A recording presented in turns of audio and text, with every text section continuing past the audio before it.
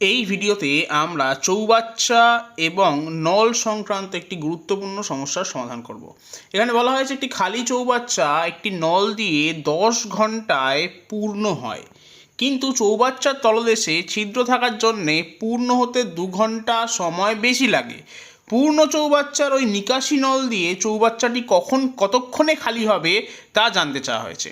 এক্ষেত্রে একটি trick use করে আমরা এই সমস্যার সমাধান করব। ট্রিকটা হলো, প্রথমেই আমরা এই যে 10 আছে 10 ঘন্টাকে লিখব, একে গুণ করব 12 ঘন্টা দিয়ে, 10 প্লাস 2 ঘন্টা দিয়ে। তার কারণ চৌবাচ্চার তলদেশে ছিদ্র থাকার জন্যে পূর্ণ হতে 2 ঘন্টা বেশি সময় লাগে, এবং ভাগ করব এই দুটো সংখ্যার অন্তর অর্থাৎ 2 দিয়ে।